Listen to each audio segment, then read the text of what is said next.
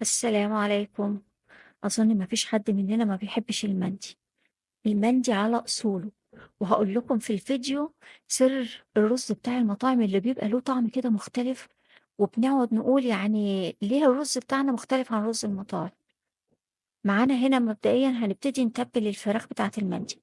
معلقة من الملح، معلقة من الكزبرة الناشفة، نص معلقة من الفلفل الأسود، نص معلقة من بودرة الزعفران، وربع معلقة من ملح الليمون، وربع معلقة من الهيل المطحون.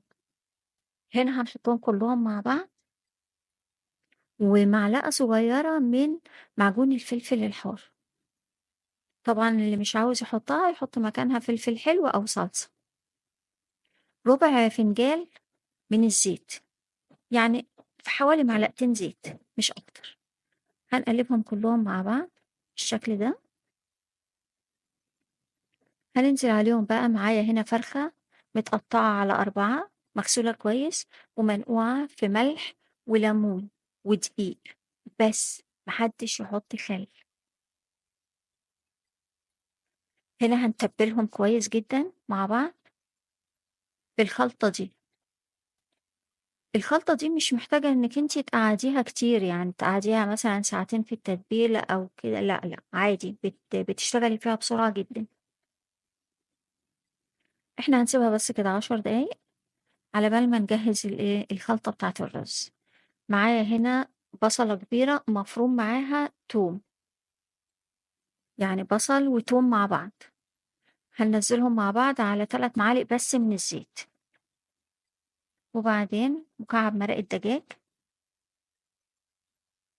ومعلقة زنجبيل، 3 لومي، حوالي 5 فصوص من القرنفل، 5 أو 4 فصوص من الحبهان، نص معلقة من الفلفل الأسود. هنقلبهم كلهم مع بعض. طبعا قرن الفلفل أساسي. هنقلبهم كلهم مع بعض لغاية لما البصل كده يصفر. أول ما البصل يصفر هننزل عليه بقطعة زبدة بلدي حلوة كده، وهنطفي البوتاجاز بس خلاص، وهنرفع البصل من على النار، والزبدة هتسيح في درجة حرارة البصل. هنا نزلت بكوبايتين من الرز البسمتي المغسول ومش منقوع. ما تنقعوش الرز لأنه هيستوي لفترة طويلة في الفرن. هننزل عليه بمعلقة صغيرة من الملح. وهنا بقى السر، ملح الجاوة. بننزل بمعلقة صغيرة من ملح الجاوة. معرفش يعني انتوا عندكم اسمه ايه، بس هو عندي انا هنا اسمه ملح جاوة. وهنا بقى الخلطة اللي احنا عملناها من البصل والثوم بننزل بيها، والزبدة كده والتوابل اللي حطيناها بننزل بيها على الرز.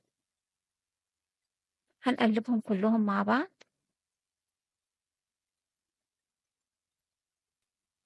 هنحط المية السخنة المغلية يا دوبك تغطي الرز. تسوية الرز العادية جدا. يعني ما تزودوش المية وتقولوا علشان احنا ما نقعناهوش، لا، تسوية الرز العادية بس. هنا بقى هنغطيها بورقة فويل تكون سميكة، أو ممكن ورقتين فوق بعض، وهنحط عليها ورقة زبدة. وهنا بقى بسكينة هنبدأ إن احنا نعمل فتحات كده عشوائية من كل حتة، علشان خاطر لما نحط الفراخ والفراخ تستوي تنزل الصوص بتاعها والتوابل بتاعتها جوه الرز. هنا هنرص الفراخ. يا ريت لو يعني تعملوا كذا طبقة من الفويل. هنا رصينا الفراخ هنحط عليها ورقة زبدة تاني، ونحط ونغطيها بورقة فويل تاني، وهندخلها الفرن على درجة حرارة عالية جدا. وبعد 10 دقايق هنوطي الحرارة ل180. هياخد مننا في الفرن بالظبط حوالي ساعة أو ساعة وربع. هنا بقى على بال ما الرز يستوي هنعمل سلطة الدجوس اللي بتتقدم معاهم. طماطميتين، 3 فصوص من الثوم، قرن فلفل حامي، 3 معالق من الخل، شوية بقدونس بس. وهنضربهم كلهم مع بعض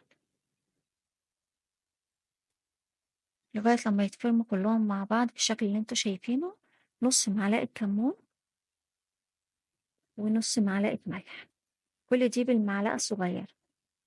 هنقلبهم كلهم مع بعض. بس كده بقى طلع القمر من الفرن. والفراخ يعني الأول أنا شلت الفويل وحطيتها تحت الشواية 5 دقايق لغاية لما خدت اللون الرائع ده. هنا بقى هنبدأ بقى نشوف الرز عامل ايه معانا. شوفوا أنا بفتحه قدامكم، يعني أنا بقى ايه بشوفه قدامكم لأول مرة برضه. يا الله على الريحة والجمال. شفتوا ألوان بودرة الزعفران؟ شوفوا نزلت على الرز اهو، والرز مفلفل زي ما انتوا شايفين ما شاء الله، تحفة. بس رصينا في طبق التقديم، الفحمة بتاعتنا الحلوة بقى نغطيه. بس وادي أجمل طبق رز مندي بالفراخ المندي وسلطة الدجوز جنبها. أحلى أكلة ممكن تاكلوها وجميلة جدا في العزومات. ولو عجبتكم الوصفة لايك وشير، واللي مشتركش في القناة ياريت يشترك. والسلام عليكم ورحمة الله وبركاته.